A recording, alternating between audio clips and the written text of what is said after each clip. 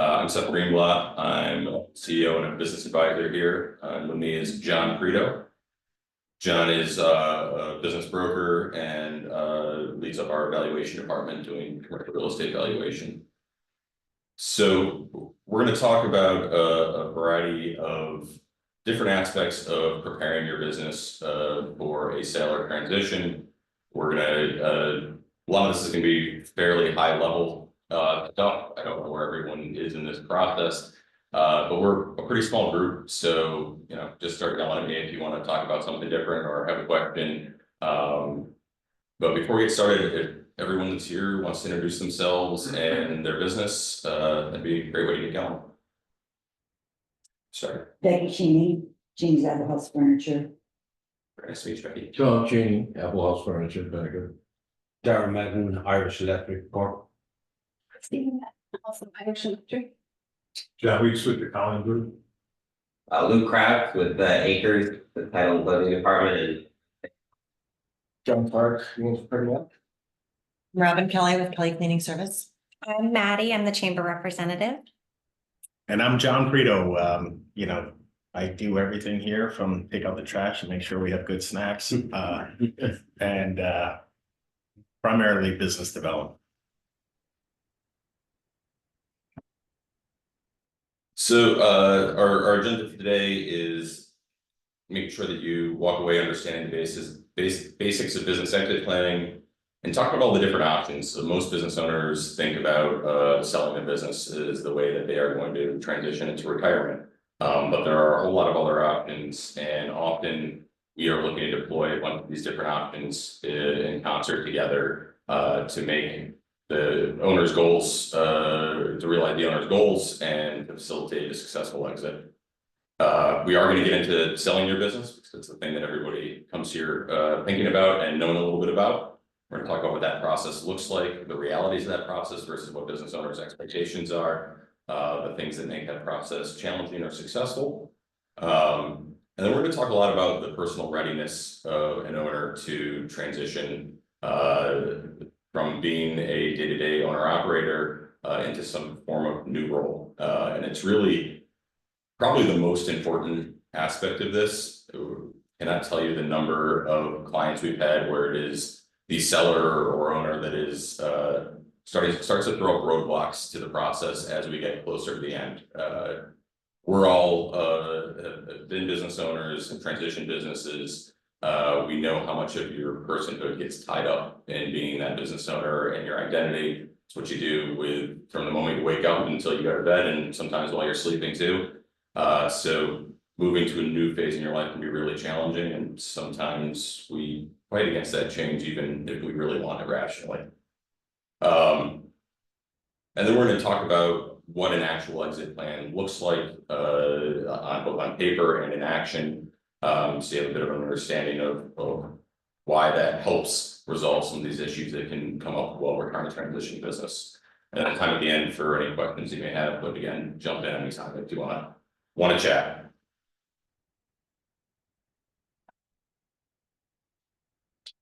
So what is exit planning? Exit planning is this process of unlocking the illiquid asset of your business and turning that into cash for the business owner. And we try to achieve that, and good exit planners try to achieve that with the owner's goals in mind. Obviously, the owners want money out of their business. It's an asset, and there's a lot of their net worth tied up in that asset. But there's often other values and goals that are driving the business owner, whether that's taking care of future generations of the family, taking care of their employees, maintaining an important asset for the community where the business is located. Lots of things that drive business owners, and they're important to take into consideration as we're coming up with a plan that's right for your business.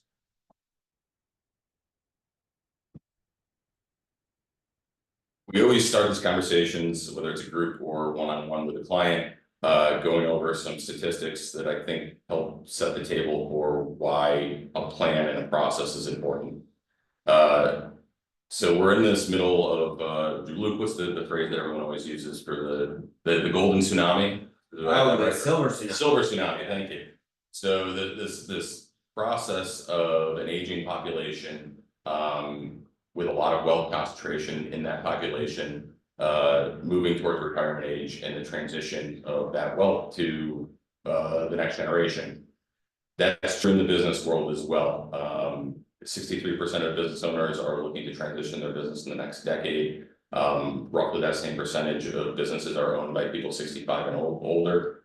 And this represents an enormous potential transfer of wealth, estimated about $12 trillion.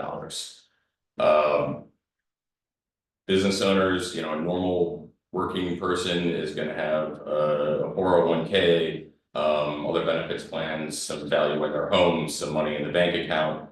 Business owners typically have a disproportionate amount of their net worth tied up in their business, and that can go up to as high as 80% of their overall asset picture in their business. The statistic that surprises most business owners is that 70% of businesses that are marketed for sale never sell. And there's a lot of reasons for that.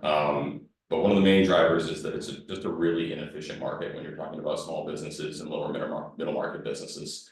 Buyers have very specific things they want when it's institutional money in particular. The number of strategic buyers that can come in and buy, a competitor that might be interested in buying you is usually pretty limited. The pool gets limited more when you talk about their ability to actually write the check and having timing of when you want to leave and they want to grow match up. So a lot of businesses hit the market and stay there and never sell. And even businesses that do sell, the average time you're on market is about 280 days. So it is not an instant process of making a couple of phone calls and selling your business. If we look at other kinds of transitions, so family businesses that are trying to transition to the next generation, half of business owners that are family-run businesses want to transition to the next generation.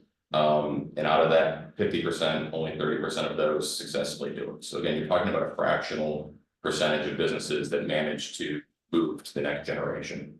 That gets even smaller when you get to the third generation. So the reason a plan matters is because as business owners, in everything else you do, you get to learn by trial and error. In this, you get one shot at it, and it's your biggest asset and maybe the biggest transaction you're going to be involved in your life. And so you need to get it right. And that requires bringing a lot of outside expertise. And something that's uncomfortable for a lot of business owners is really relying on that outside expertise, because this is not a thing that you could have learned throughout the course of your career doing whatever you do for a living. And I'll add to that, in New England and New Hampshire especially, nobody wants to tell anybody how much money they have, what that looks like. I mean, they'd rather set themselves on fire than opening a bank statement to somebody. We completely understand that, but we were transitioning a real estate company and they just didn't want to give us their books. We're like, it's really hard to sell something if we don't know what the price is. And so again, that is all alludes to the comment that Seth made about like the seller is the one who puts up the most roadblocks in this process. So once you decide to sell, you have to think about it like it's no longer mine. I'm putting it out to the world, and it's really an awkward thing for a lot of people. Yeah. My bookkeeper told me that to really transition over smoothly, you should actually be working your books 5 years before that. Yeah, okay. It's a multi-year process. Yeah. Right. And the process to work your books now is good for business, even if you don't transition it. Right. So a lot of the same things that you're going to do to exit it are just good business practices. But yeah, they're exactly right. It's a multi-year process, and that's the hardest part of this whole thing, is to let it go and to open your books and your soul to something that you build. Like the emotional piece of this is more important that we're finding out than the numbers. And is it also important to actually have an independent person doing your books to actually make it a little smoother? Well, I mean, that's great in a perfect world, but in New Hampshire, that really doesn't happen. Like you have somebody that you know and trust, and now you're going to go start this process with somebody else who's independent. Like, it's a small atmosphere in New Hampshire where everybody kind of knows each other, and I'm not sure that you ever get to that point, but that's completely up to a seller's discretion if you decide that that's something it's important to you.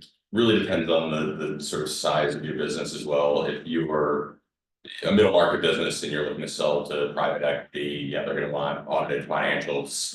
If you're a smaller business and you're selling to an individual, you know, your tax returns may be sufficient, either unaudited. So, those kind of details, it's always better if you have audited financials, and the more we can professionalize the package in the process, you know, it always makes the buyer more comfortable. But a lot of those things depend on who you're looking to sell to, and how large your company is.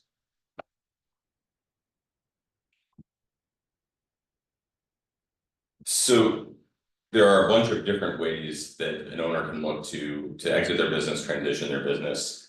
And we're going to talk about the big categories, but what's important to remember is often the exit strategy is a combination of these things.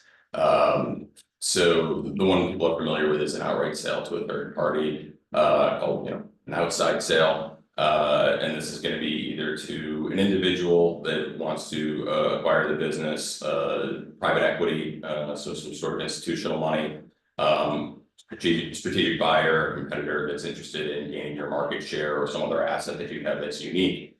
That's what people are familiar with.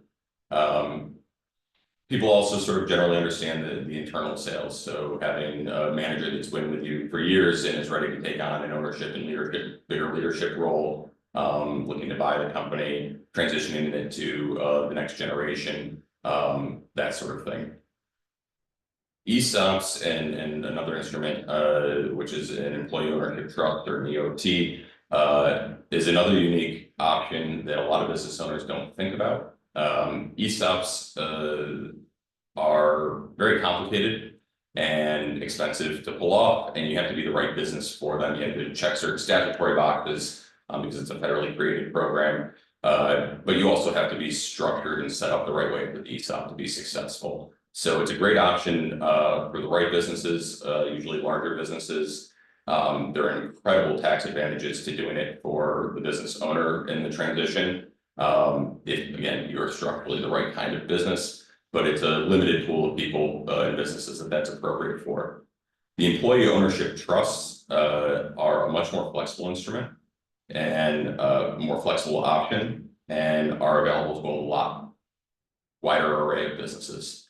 So in either case, what you're doing is actually selling your business in whole or in part to your employees. And these trust instruments, or the ESOP plan, become this sort of vehicle by which the employees end up buying your company from you. So it's a very good option if you have the right employees, the right management team in place, check the right boxes for the statutes, then it's a great option, but it's not for everybody. The other thing people often don't think about is that sometimes the exit option requires growth in the first instance. So we will often talk to clients about the potential of merging with another firm, and creating a larger, more robust organization that then becomes passive for each of the individual owners coming to the table. Or growing your own business through acquisition so that you can become a more attractive target for institutional money, private equity money to come and buy you down the road. Again, these things often happen in concert with one another. So passive ownership, where you hired now an executive team and you're stepping back as perhaps just a board member, and mergers and acquisitions sometimes are put together so that we grow the company, so that your more passive role starts making sense. Maybe there's sufficient capital to justify hiring the right caliber of CEO to come in and take over that role. And maybe there wasn't that as your company existed before we got into this process. The one that we generally try to avoid is just liquidation. That's when you're, fire selling, generally your hard assets, you're gonna not get a premium on the value of those assets, and you're not gonna get any value for the business you built, for the goodwill, and that sort of thing. So liquidation sometimes is the option that is available. Sometimes it's the right option for a business, depending on what the business is, but generally it's the one we're trying to avoid for our clients.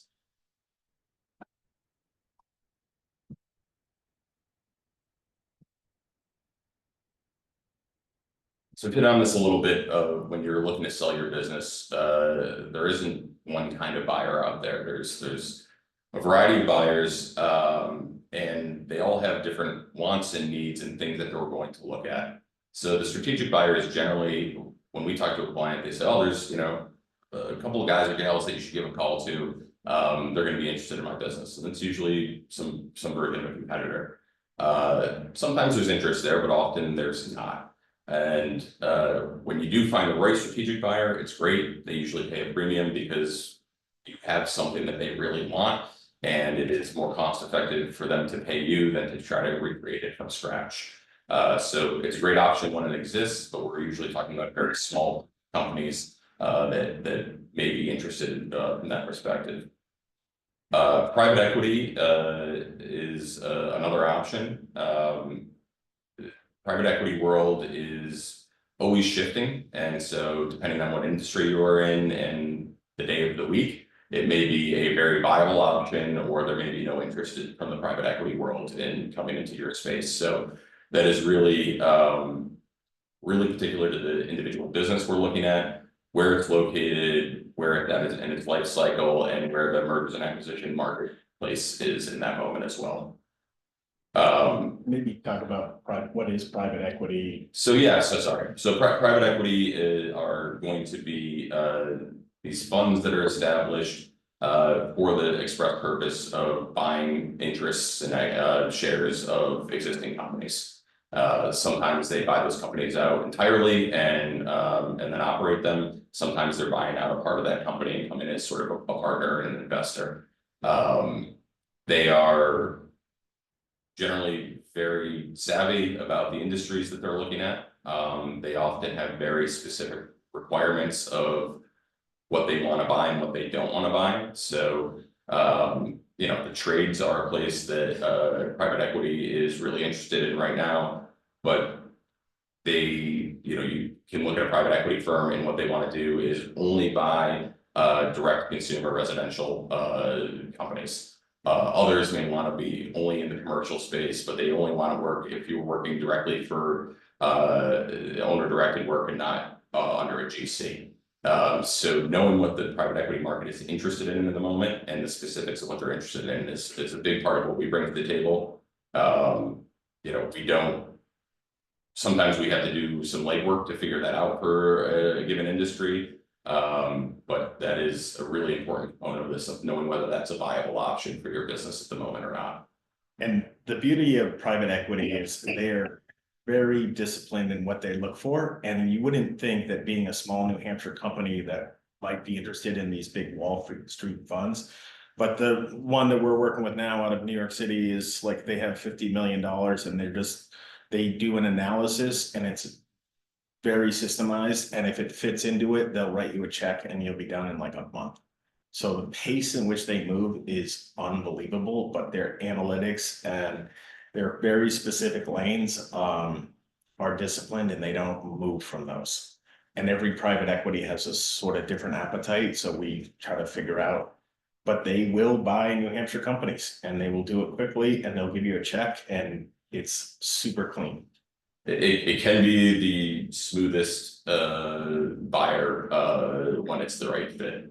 And in between private equity and individual buyers are these sort of family funds, and sometimes they're just high net worth individuals that have established a more formal fund. Sometimes it's a group of individuals that have sort of pooled money together, but they're generally smaller amounts of money than traditional private equity, and they sometimes are less disciplined about what they're interested in buying. They will look more and just say this company is profitable. Maybe there's some synergies with another company that we're part owners in. And so sometimes there's a little more wiggle room with those smaller funds to find a home for your business. Individual buyers, typically we're not working with individual buyers when it comes to middle market and lower middle market businesses. But smaller businesses under $5 million in total sales, individual buyers can be really great options. A lot of times these are people that have sold businesses themselves and cashed out and decided retirement wasn't for them, and now they're looking for their next adventure, and they're more interested in growing something that someone has got started and is viable than starting from scratch. Sometimes there are people that are coming from being employees or executives, and they're looking for a lifestyle change and having their hands in more of the pie, and being an owner is more interesting to them to continue on in a traditional corporate career track. We get calls from a lot of people that have been laid off in the tech industry right now that have squirreled away a decent amount of money because everyone was getting paid very well in the tech industry for a while. But as that industry contracted, now they're looking to do something new. And the idea of being in New Hampshire and running an owner-operated business is very attractive to that group. So we have a lot of buyers that are looking for smaller businesses for that purpose. And they all start the conversation the same, like, I want to get out of Massachusetts. And I want something that's not going to be outsourced, and that's something that AI isn't going to take over. And then they're like, and I'm open to any service-based business. And so it's really about a lifestyle more than it is about the dollars and cents, which is something that we've never seen before. Sophisticated tech, PhDs are now like, I want to own a plumbing company. I want to live in a place where I don't have to stop in traffic. And it's super interesting how that's shifted. And again, this comes down to the amount of psychology that's involved in this, both from the buyer and seller's perspective, is really significant, and something the sellers need to look inward and think about themselves, but also understand about the buyers, especially when we're looking more at individual buyers. That these people are doing it. Yes, it's dollars and cents, but there's a lot of other motivations that are coming to the table, and have to be kept in mind to get a deal done. And the last category of buyers is internal buyers. So this is family, if you're transitioning into family, management, the employees as well. And sometimes we do that as the entire company is being transitioned that way. Sometimes it is a process that it's a slower buyout or a partial buyout. But it's an option that should always be explored. So all of those different buyers, in fact, all of those different exit plans, they all have nuanced differences. And as you get into the details of how do you prepare for that transition, it looks different.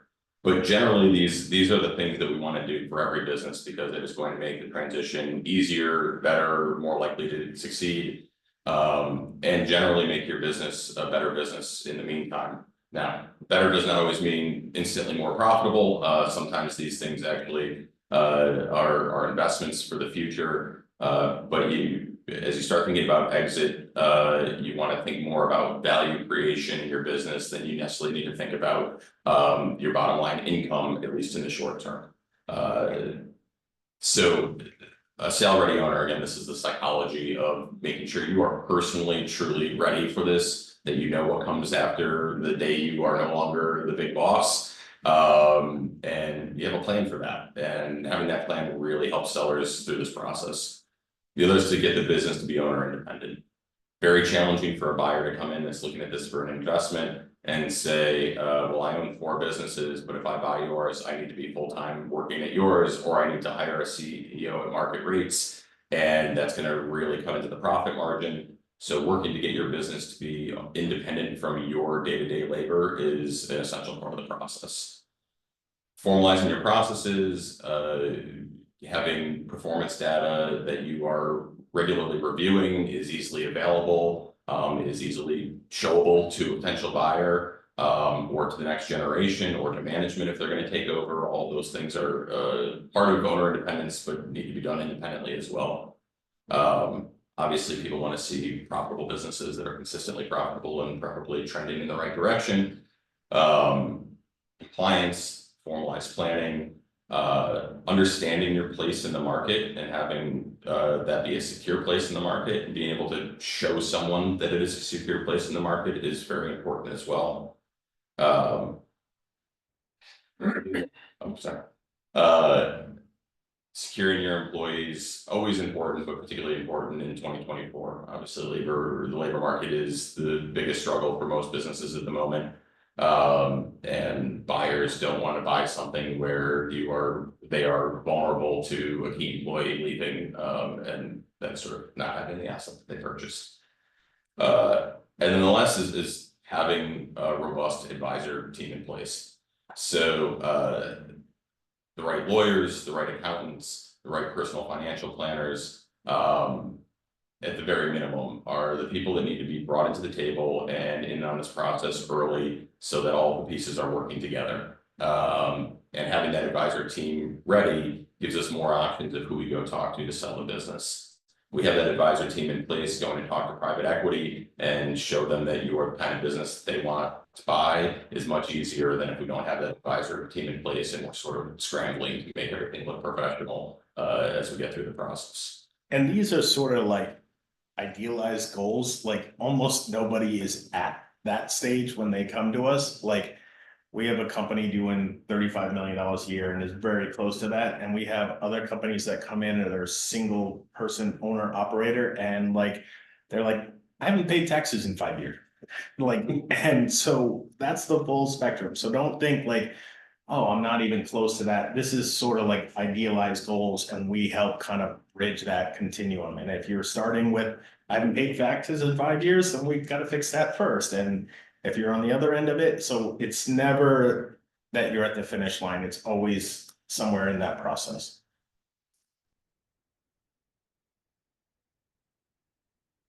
I'm gonna skip that slide because it's just talking about what we just talked about. Especially when you're looking to sell the business, but also for internal transfers, starting to document things in a more formal way is really important. Obviously, buyers are going to want to look at these documents to understand your business. They're not going to just take your word for this is what we do in sales and things are good and you should buy my business. They want to see proof of that.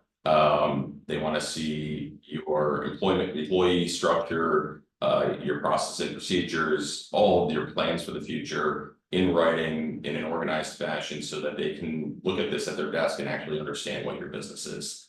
And whether that is institutional, Wall Street money, or it's individuals that are looking for lifestyle change, having these things well prepared, well organized, timely, makes them feel secure in what they're buying. And going back to the psychology, making the buyer feel good about this and secure, and like at least they know what the risks are, is a really important part of this process. So personal readiness. Every business owner we talk to wants to sell their business, and also deep down inside wants to just put their head down at their desk one day and be done. This is we're entrepreneurs, business owners are a unique breed. It's this deep love and deep hatred of our business depending on the day, and we are proud of the sacrifices that we make for it and hate the sacrifices we make for it. And but it is us, it's our identity. On a personal level, I built a law firm from nothing and sold that about a year ago, and transitioning from being an owner operator to running a company that I don't own is a very weird psychological transition. Maybe on paper to anyone that's not a business owner seems like it shouldn't matter, but it does. So I understand that process. John has started and sold businesses. Most of our team has. We all know what that feels like, and sometimes our rational brain and our lizard brain don't speak well together. So really being honest and reflective about that is important. Being prepared for that feeling in your gut as you get down to signing the paperwork is important, so that you don't get cold feet on something that you do want to do, that is the right thing for you to do, that you've decided is the right thing for you. And to get there, doing some of the formal preparation work really does help.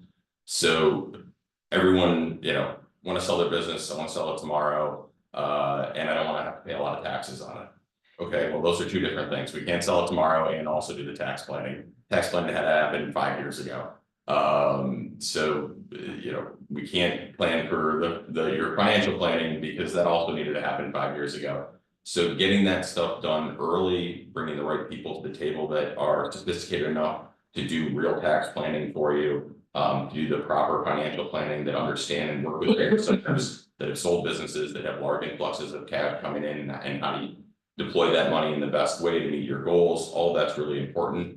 Having your estate planning done, having it done by an attorney that understands business transitions and how your estate planning structure may play into our exit plan. All that is really important. Again, why we like to work with a team. And we have a lot of resources internally that can fill those roles.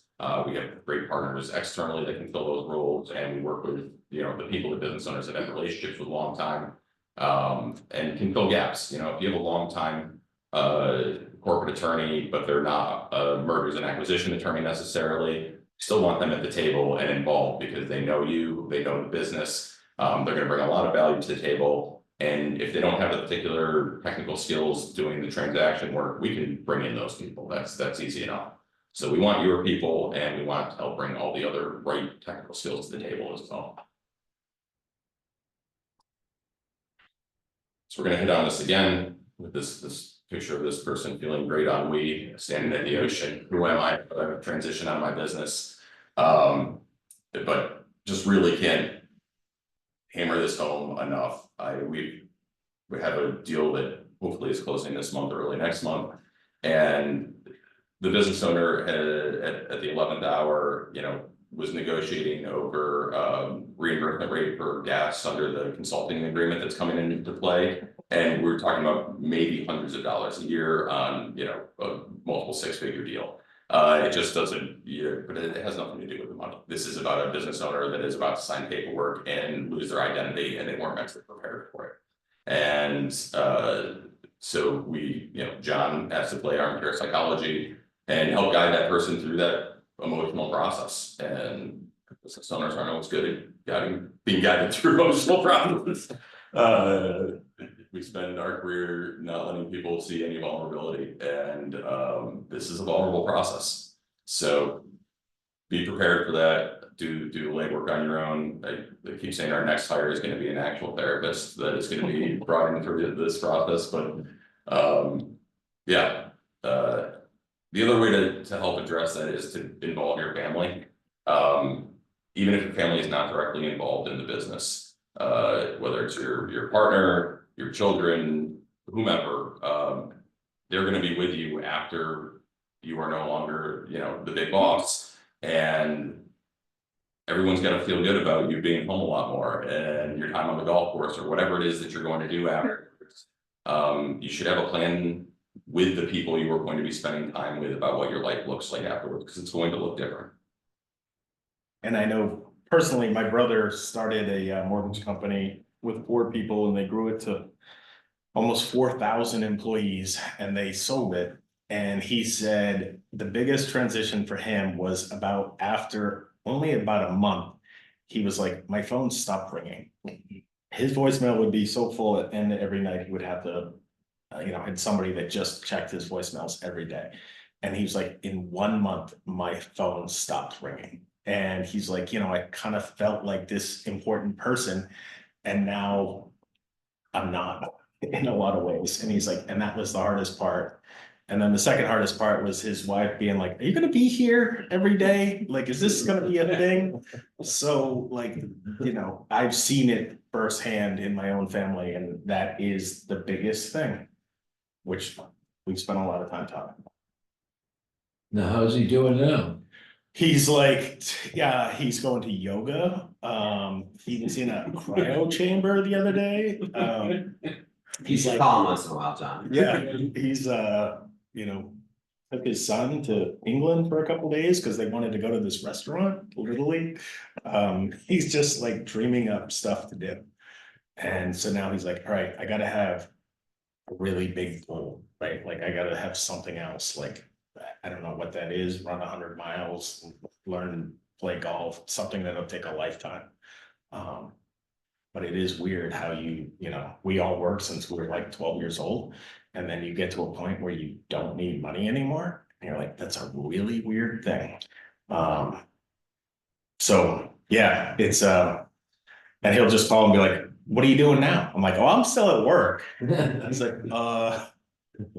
and so it's been a really fun and funny transition.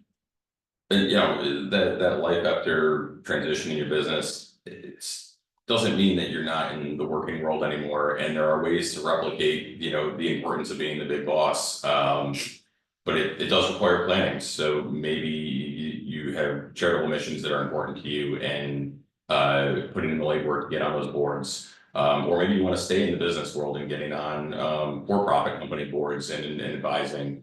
There are, scores and excellent nonprofit resource that allows retired business owners and executives to come in and provide some mentorship to, small startup businesses. There's a lot of options to remain, in the game if that's what people are looking to do. Or if there are hobbies that you want to pursue, thinking about how we're going to really make that part of my life and take on some of the importance that my business used to take on.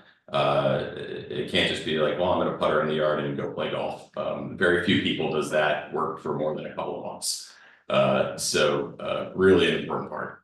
Yeah, and to play off that point too, we met with a company last week. She's like, here's the exit, I'm done with this business, I want this number. We got her the number plus some in incredible terms. It's like, I don't know if it's 1 in a million, but it's one in a really large number. And we're like, she was so excited and was tearful, and then called us back like 3 days later. She's like, I'm not sure that's enough, or, and you're like, oh, if you only knew how impossible this was. And you're like, I just hit a grand slam, but I want to hit it further. And now obviously a buyer is going to change their perspective on that now. And like, so it is, being around this a long time, it's just stunning how much of it is just the emotional piece of it on both sides. And she's really deep down inside is just not ready to not be the CEO of her company anymore. Yeah. And Even though she got the magic number. even though she had a magic number, the reason we keep coming back to this is because this is not like a one-off thing. Right. There's a consistent, almost every transaction that we work with a client, this is what happens in some shape or form. So it's the more we can tell everybody in the world to start thinking about it, the easier our job is, frankly. But the better it is for the business. No one comes to us asking us to help sell their business, they all actually want to sell their business. So yeah, we belabored it a lot, but probably can keep talking about it, it's worth it. So what does the process look like, right? We've talked about what you need to do with your business, documentation, the different options you have, and well, how do we go from where you are to there? And the first part of the process is we sit down and we work with coming up with what your goals are and what your values are. Why do you want to transition your business? What you want that to look like? What you want to achieve by doing that? And then those goals guide us the rest of the way down the road. Then we move on and we take a hard look at you and at the business. And we do a really in-depth assessment of every aspect of your business, really down in the weeds, every employee, every system, what you have, what you don't have. And that gives us a beginning point of where we are and where do we need to go to transition this business, at least in a general way, right? Those things that we do to make every business transition ready. The third step is to come up with a plan to close that gap between where we are and where we need to be. And that again is very detailed. This is like a checklist, and we are breaking it down into small increments of time with very discrete tasks during that period of time. Some of this is going to be work that you're doing. We have a team, John and I typically serve as sort of in an advisory role, but we also have a consulting team here that can be boots on the ground, because a lot of what we find with smaller and lower middle market businesses, a lot of what we're advising you, businesses at least generally know they should be doing, if not the specifics, it's the lack of bandwidth. And so we can put our boots on the ground team in place to help you have that extra bandwidth for periods of time to get these different projects completed. And our team has CPAs and people with long-term management and administration experience, business owners themselves. And so we can sort of really be the other adults in the room for you and help move specific projects forward. fourth aspect, really is having, contemporaneous with number three, but making sure that you have the right team around you, and that they're involved early so that we don't, think about doing tax planning right before we sign the purchase and sale agreement for your business. And that those people are all in the loop and contributing because, John and I are generalists and we sort of know who should be there and we know what needs to be done. But bringing in experts and people that have relationships with your business, they're always going to bring specific knowledge to the table that is really valuable to you and to us. And while we're doing all that, working towards a specific goal, I want to transition this to my children. I want to sell this to private equity. I want to merge with one of my competitors and create a larger business and then become, the chairman of the board, but not the CEO anymore. We're also coming up with what is our plan B, C, and D. Because no matter how well we do all of this, there are, as everyone in this room knows in business, there are things outside of your control. Timing is everything. And if things don't line up properly all the way down the road, our first plan maybe not be the successful one, but we are going to transition your business. We are going to access that locked up capital that's in there for you one way or another. And we're going to do it in a way that best achieves your goal, reflecting the reality of what your business is and the time in the marketplace. So we always like to be taking multiple paths at the same time.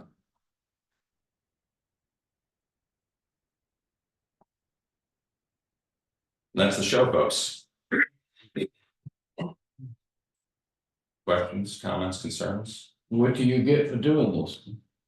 Great satisfaction. No, Uh, no, I want the other part. So it depends entirely on what we're doing, when we're doing it. So we generally charge flat fees for the consulting piece of this, and that fee depends on the size of your business and how long our timeframe is. If we're trying to get 3 years worth of work done in a year, the fee is larger than if you're coming to us and saying, sometime in the next 10 years, I want to do this and I want to start the process now. We have more time, it requires less of our direct engagement. It also depends whether our team is coming in to help you do some of the work to get your business ready, or whether we're serving just in an advisory capacity and guiding you through the process. So if I could give you a number, I would give you a number, but it varies pretty significantly depending on all those factors. And then if we are brokering the sale of your business, then we're paid a commission based on closing a sale.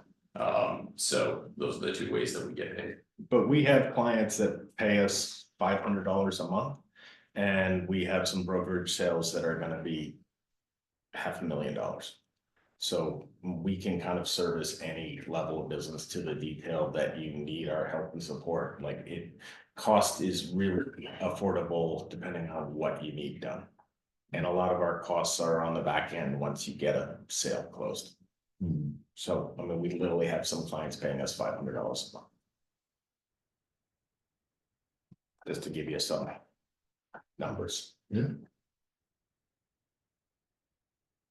How are you working with business owners in the negotiation stages? Because obviously, as you mentioned earlier, it's more or less a child that they've, started from the ground up. So coming to realistic terms, how are you kind of working with that kind of process? Yeah, so it depends, again, depends on the business. So if you have a complex middle market business, then we are often, getting a certified valuation done. So they have that as a starting point. We're doing our homework and evaluation is one thing, and then finding out what the market's actually interested in is a different thing. So we try to do our homework beforehand so we can come to the table and help guide the owner there.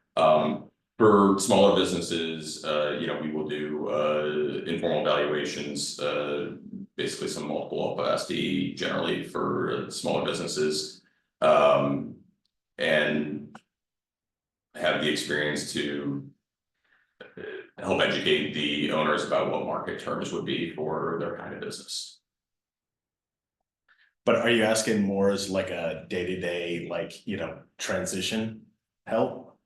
Or is that what you're thinking?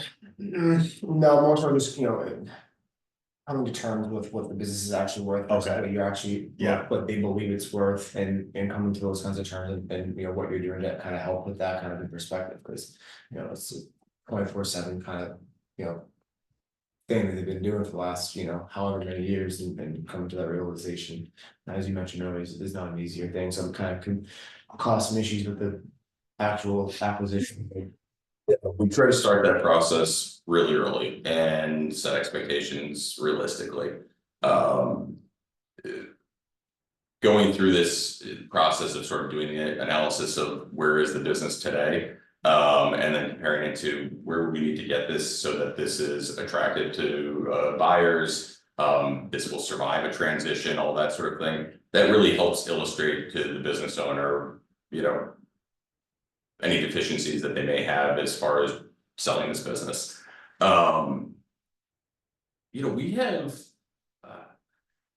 We have not had the experience of business owners being wildly off of what they think their business is worth.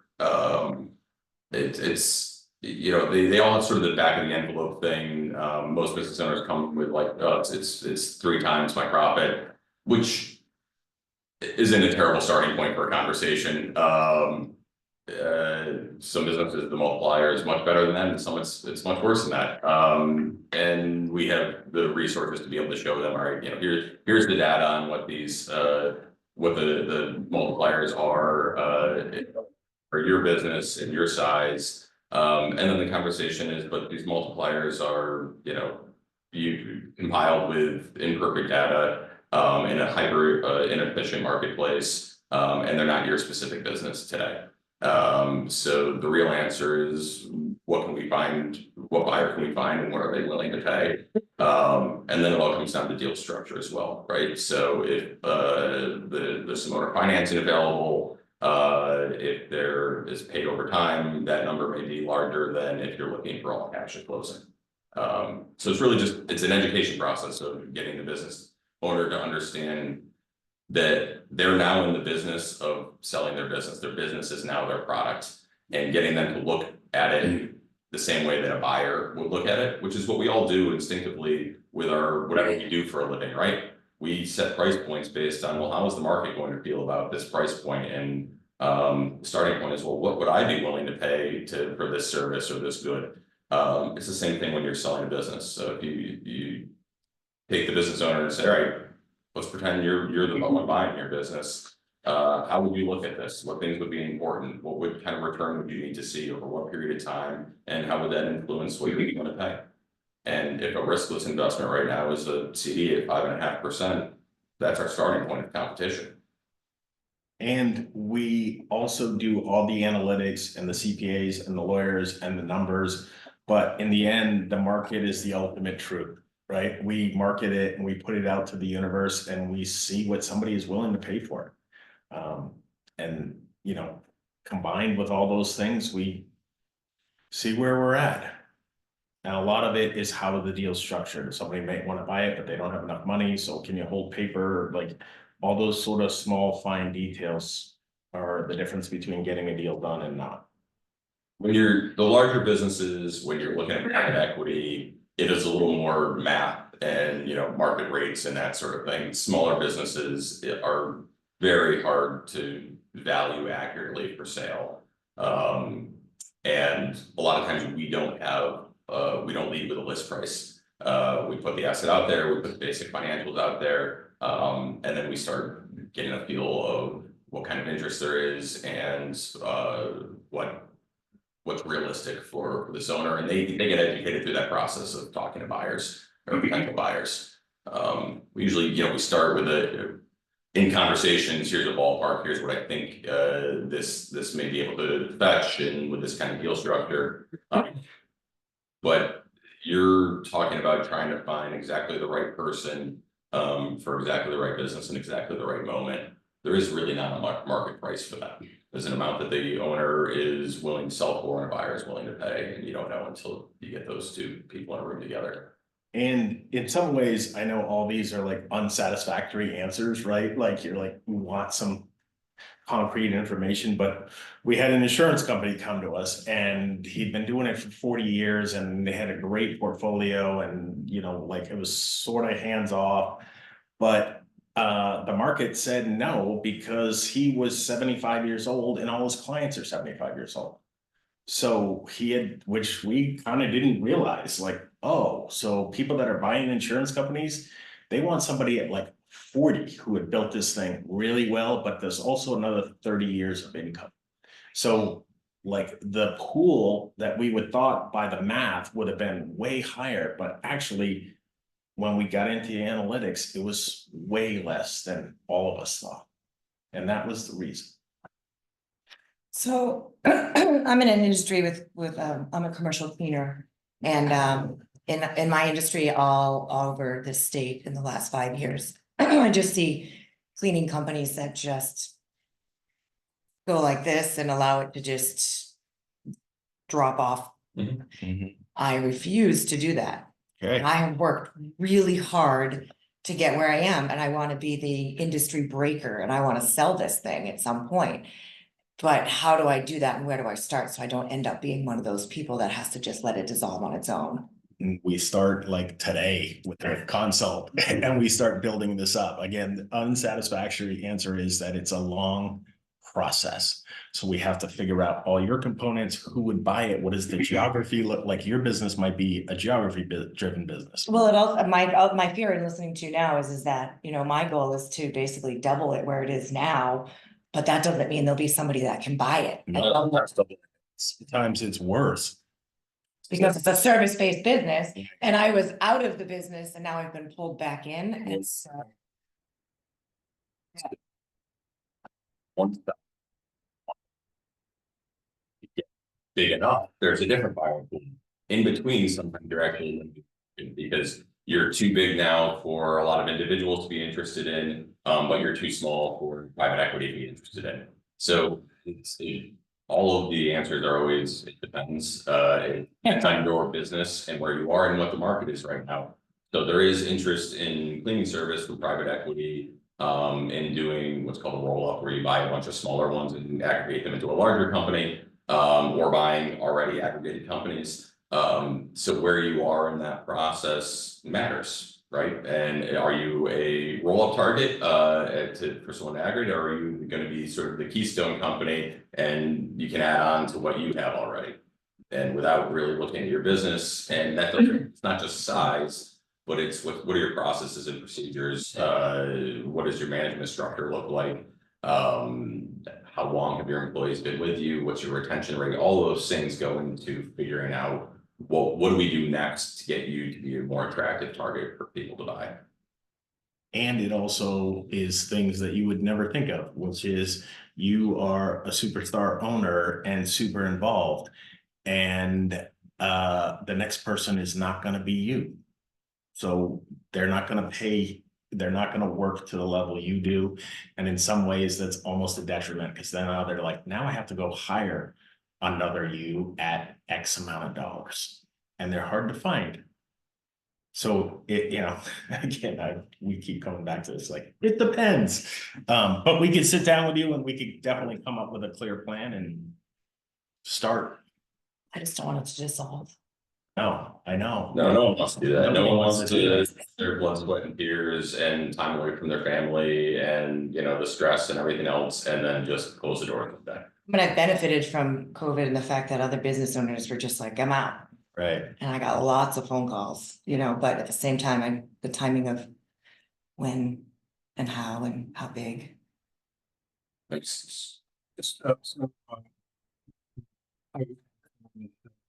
We're a financial services firm that helps business owners get ready for the transition and follow up on it, sending. And so these guys are going to help you get the business through the transition to action. And we're focused on things like, are you getting a number that you live on? You know, if you get my number out of this many opportunities, whole pass opportunities. Also the emotional pieces with that, that tends to be a big barrier with called Next Adventure, and it's really talking about how you got to start thinking about what you're going to do years before you go through the transition. And if you don't, then you're gonna sort of like your brother, just sort of fell out from underneath and you see this free ball of be happy to send. We'd love a country. The other point I make is a lot of times, I know who should buy my business, and why would I pay another person I know that can buy this business? I can negotiate it myself. And we have seen over and over where, you're really shortchanging yourself, because they are gonna go out and create a market for your business that doesn't exist today. You may end up with that likely suspect who you think is the one who's gonna pay the most, but usually they're paying a price that is beyond what you thought they would. And we've seen this over and over where it is multiple of what you thought your business were. It's because they have gone out and really looked at everybody who could possibly be interested in this thing, and then you get a little auction. So the value that they can add, yeah, it's multiples. And I'm sure changes. I know who wants to buy this. Good. And you're leaving money on the table. You also you learn a lot about your business, and you'll learn a lot about yourselves. Go through the process of talking to multiple companies, whether it's private equity, whether it's, going through that process and having something through the process, you learn a lot about what you want to do, don't want to do. Really important. No, thank you very much. That is all good points. And like, we don't look to exclude somebody like John. We open arms welcome into the process, because we know we all have blind spots and nobody can be proficient at everything. So we are like, we have this lane that we're in, but we bring in as many strategic partners as possible, just so that in the end, it's about getting the most money that you can and transition it smoothly. And it is having partners like Acre that are familiar with this space and this process is really valuable. And that's when we say, yeah, we want your team in, but if your team isn't a team that's used to dealing with this space, we want to bring other people in that are. And there's just an enormous amount of value to that, and the opportunity to be able to have different conversations with all of us to get our perspective on it, which is going to come from a shared, view of selling your business, but from a different perspective of financial planning and sort of the M&A advising, and the tax and the legal, and all of that comes together to hopefully see a successful exit for you and a good next chapter. And this exact scenario just happened with this company that's doing roughly $35 million in sales, and they said, here's who's going to buy it. And we went and talked to them, and none of them worked out. And then private equity said no. And then he's like, what's next? And we said, we're going to sell this to somebody that doesn't even know they want to buy it. And we did. We brought this to companies that are like size, but sort of adjacent businesses. And we pitched it to them, and they were like, that sounds fantastic. And they would have never in a million years started looking at this company. They weren't even in the process of buying a company. They didn't even want to look at a company. But we presented this thing, it cash flows, it's fantastic. And now one of them is going to buy this company. And sometimes we are quite literally creating a market. So it's a really, when business owners invest in the process and realize this is a business, I think that's really the secret sauce. Because then when we say you need to bring in these team members, this is who we're going to be pitched this to, this is how we market it. It all makes sense, because you're not trying to think about it from your old perspective of I'm growing and operating my business. Your business is now your product that you're selling.